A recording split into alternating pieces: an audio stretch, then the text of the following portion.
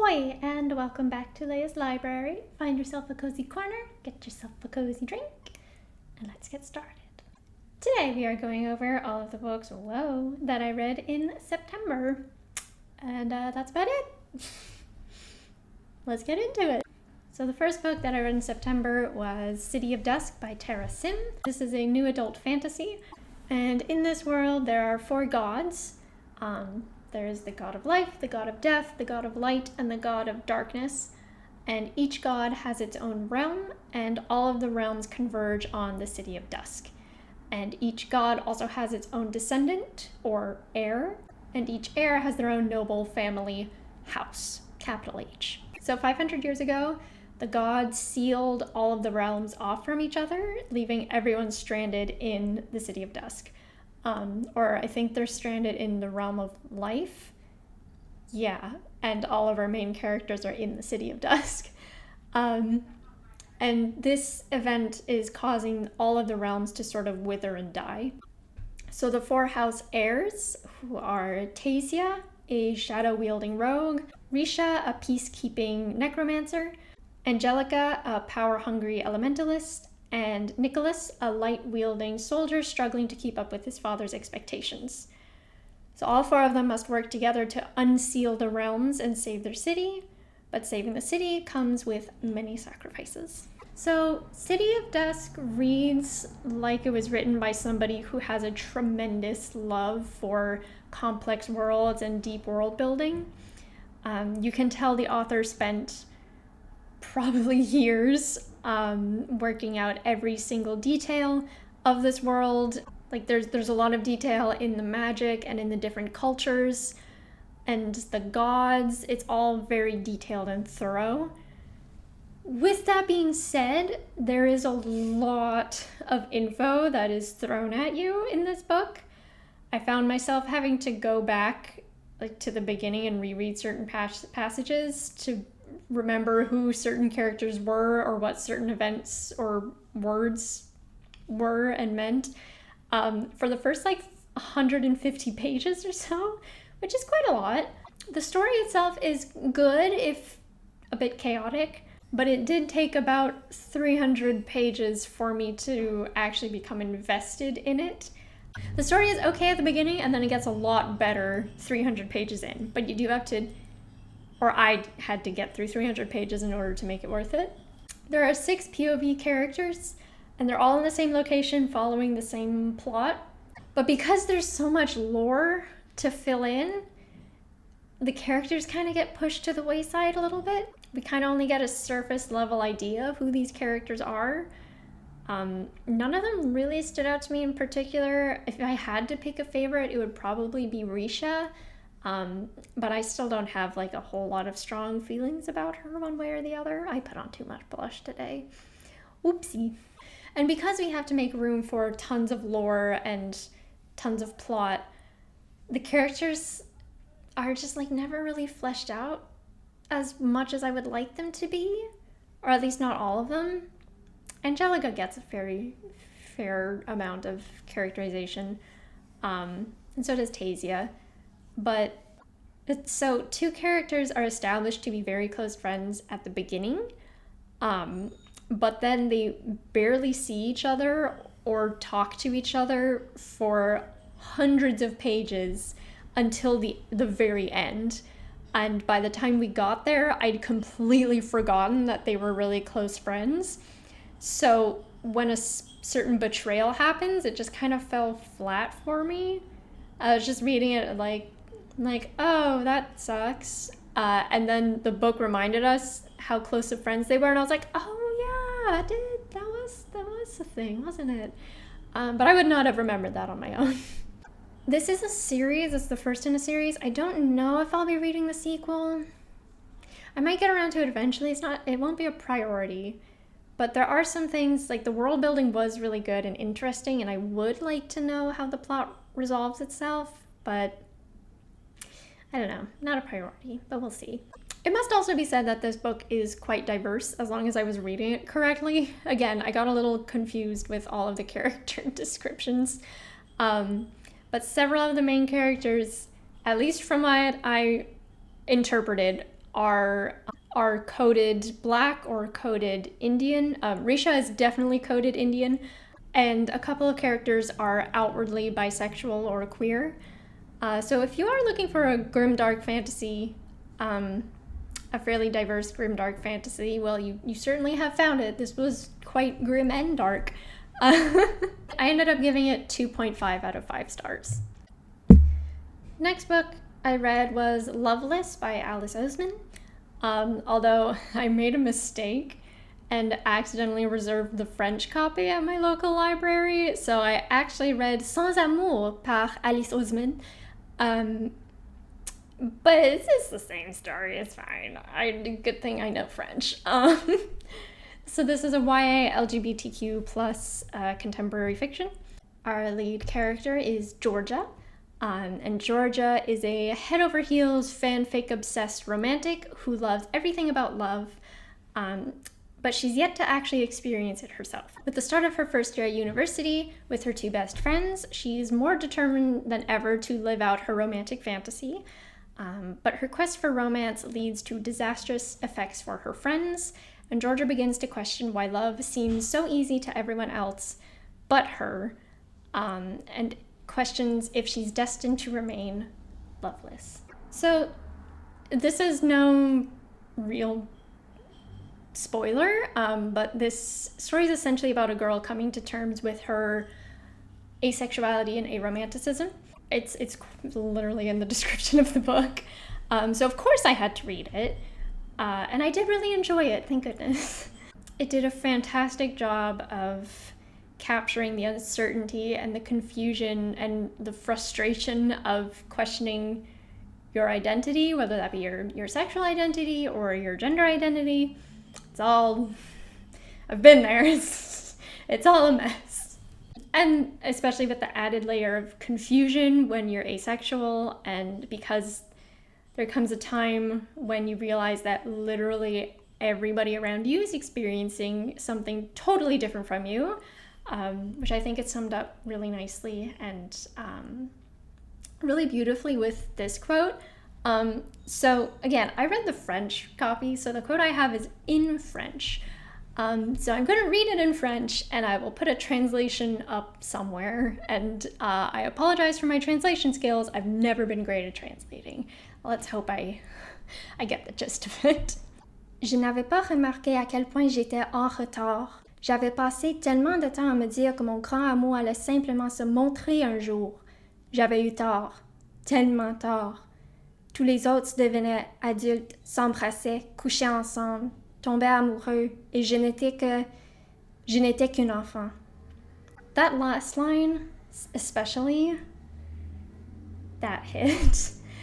There's this notion that if you don't experience sexual attraction, then that means you know literally nothing about anything sexual, and there's a big sort of problem in the ace community of essentially infantilizing asexuals, which is problematic for a number of reasons. So if I may climb onto my soapbox for a moment. 1, asexual is a blanket term. There are different kinds of asexual, ranging from sex negative, who don't enjoy any sort of sexual activity, also known as sex repulsed, all the way up to sex positive, which means that they actually do enjoy sexual activity, they just don't experience sexual attraction to any gender, which is what asexual means. And 2, ace people are not children. They are not inherently naive and innocent just because they don't experience sexual attraction or just because they don't engage in sexual activity. They are not nuns. Trust me, if your ace friend went to a public high school, they know all about sex. They are probably just very tired of hearing of it, especially if they are sex negative or sex neutral. Okay, that's it. I will get off my soapbox and continue with the video. So I will say that it did get quite corny in places, but I will forgive it for that because it was very cute. The most egregious thing to me was how Georgia didn't recognize that she was asexual sooner. The book makes a point of telling us that she looked up the meaning of quilt bag, which, if you don't know, is sort of like a fun alternative to LGBTQ+. It stands queer/questioning unidentified, intersex, lesbian, trans, bisexual, asexual, and gay/genderqueer. And you see the problem, right? Asexual is right there. If she looked up the meaning of this word, she would have seen the word asexual. And you'd think someone who knows that they've never experienced sexual attraction to anyone would see the word asexual and go, huh, I wonder what that means. Could that be me? Could that be what I'm experiencing? And I know one would think that, because that's literally what happened to me. But other than that and a few corny moments, it really was very enjoyable. And the representation doesn't stop at ace. One of Georgia's best friends is a lesbian. Another of her friends is pansexual. Another is non-binary. There are also gay characters, and probably others, to be honest, that I'm forgetting, but there's a wide variety of representation. The next book I read was The Last Unicorn by Peter S. Beagle. This is a children's fantasy / adventure classic. This follows the titular unicorn who learns that she is supposedly the last of her kind, and unwilling to believe this, she sets out on a journey to find other unicorns, picking up some unlikely allies along the way. I don't really know what to say about this one other than that it was very charming. If you're familiar with the 1982 movie, it is shockingly similar. I mean, the movie was based on the book, so the movie is shockingly similar to this. They kept almost everything exact except for a couple of things, but like all of the main things are there. It's a very similar experience. The only real exception being that the movie had far more boobs. Side note, why were there so many boobs in the Last Unicorn movie? Why was that necessary?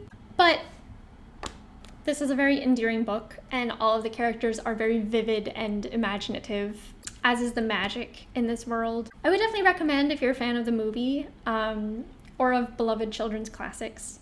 But other than that, I don't really have much to say about it. It's a very enjoyable read. I gave it 4 out of 5 stars. Oh, I forgot to rate Loveless. What did I give Loveless? I also gave Loveless 4 out of 5 stars. Whoopsie. Next, I read 7 Tears at High Tide by C.B. Lee, which is a YA LGBTQ+ fantasy romance fiction. It's a lot of things. It follows Kevin Luong, who is is he 15 or 16? I think he's 16? Yeah, he's a teenager. He's a teenage boy who walks along the ocean's edge with a broken heart and remembers a legend that his mother told him that if you let 7 tears fall into the ocean at high tide, you'll be granted a wish. So Kevin lets 7 tears fall and wishes for one summer to be happy and in love. Unbeknownst to him, his wish is heard by a passing Selkie named Morgan, who sets out to fulfill Kevin's wish. I thought this was very cute. Both of the characters are also very cute. I think for me, this book didn't quite work so much just because of personal preferences. For one, there is some insta-love, and that's just a trope that I don't really like. Although the author did actually have a pretty clever excuse for it. There was like a valid reason for there to be insta-love, which I actually did appreciate that. It just like didn't fully work for me personally, just because I just don't like insta-love. But the explanation is that Morgan, when he first sees, Morgan is the Selkie, when he first sees Kevin, he is pretty much instantly in love with him because in this book, Selkies can see into the hearts of people, so they can know right away if someone is a good match for them. And they have a biological explanation for this, which is that Selkies are nomadic, so they travel a lot, and if they pass another group of Selkies, they have to be able to quickly decide if there's a reason for them to leave their current herd and go with a new one. So they develop this ability to see into each other's hearts, so they could make a quick decision of like, oh, actually I can see my soulmate over in that herd. Bye. Which I do think was clever. I will give it that. It was clever. It didn't fully work for me though, but I did appreciate it. The other thing is that we've seen this sort of story a lot, countless times, where a non or not entirely human being integrates into human society and is so innocent and naive and childlike and falls for the first man they see. And you're kind of left wondering if they would have fallen for that guy if they'd just been a tiny bit more well-versed in the world. Although usually that character is a female character, so it is a nice change that Morgan is a male Selkie. And Kevin is actually a decent person, and like it does make sense for them to be together eventually. But I just couldn't quite shake that notion. And like it is made very explicitly clear that like this is very consensual and Morgan could leave at any time, and like Morgan does really love Kevin and he meets other people but he still prefers Kevin. So it is very consensual, it is very cute, I do like them together, I just couldn't shake that notion. So for me, this wasn't really the book for me, but I would still recommend it, especially if you're looking for a cute queer fairy tale. I would definitely recommend it. I give it between 3 and 3.5 stars, because I did really like them together. I just didn't love the circumstances. And the last book that I read in September was The Blade Itself by Joe Abercrombie. This is an adult grimdark fantasy. So this is a story about 4 characters who couldn't have less in common coming together. There's Logan Ninefingers, an infamous barbarian who no longer has a cause to fight for. Captain Jezel Dan Luthar, a dashing but useless army officer. Inquisitor Glokta, a crippled, bitter torturer. And the wizard Bayaz, self-proclaimed first of the Magi? One of those, who brings them all together. I actually read this book last year, but because I got it from the library along with a bunch of other equally chunky books, this one is like 600 pages, I ended up only having 5 days to read it before it was due back at the library, and I couldn't renew it. So I ended up speed reading it, and I did finish it on time, but I retained nothing. So when I found it at a thrift store for $6, I decided to give it another chance. And I'm so glad I did, because I actually really enjoy it. This is a book where no one is really a good person. There are characters who you think are morally sound, and then they do something terrible. And, you know, they don't necessarily intentionally do it, or they don't necessarily intend for it to be bad, but it's not good. This is very much a character story. Plot is pretty limited.